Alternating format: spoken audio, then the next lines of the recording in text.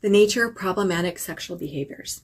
Not everyone who breaks trust or leads a double life is struggling with an addiction. Now, while addiction can be one explanation, it's not the only one. These behaviors may be driven by internal conflict, emotional avoidance, or poor coping strategies, but they're not always rooted in addiction. This is why a thorough clinical assessment may be beneficial. Having an accurate understanding leads to more effective healing for both the person who acted out and for those who've been deeply hurt. As a coach, I am not licensed to diagnose or treat addiction. What I share here is offered purely for educational purposes, and my intention is to help you gain some basic understanding of the dynamics we're looking at, especially as you begin to make sense of what's happened. Let's talk a little bit about the nature of problematic sexual and compulsive behaviors. Addiction, in its simplest form, is a chronic condition where someone continues to engage in a behavior even when it causes harm. It's often driven by the brain's reward system, personal vulnerabilities, and learned patterns for how to cope with life.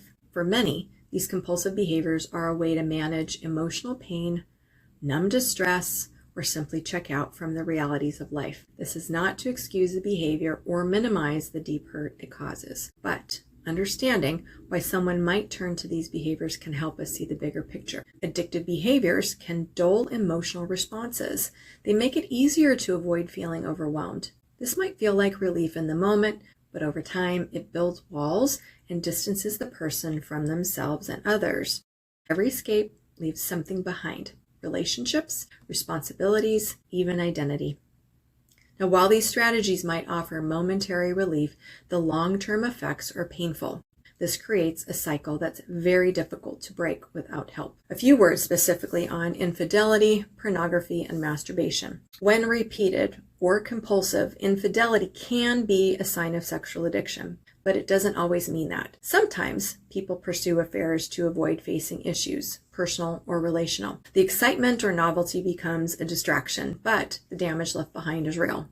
Pornography, while not always problematic, excessive use can lead to addiction. Some people use it as a way to manage stress, escape, or numb their feelings, but over time, it can affect their ability to connect emotionally and sexually in real relationships. Masturbation. Many consider it to be a normal and healthy part of human sexuality. However, when it becomes compulsive or a primary way of self-soothing, it can indicate an unhealthy coping mechanism, especially if it interferes with daily life or connection with others. You'll be hearing some of these things more than once as you walk this out.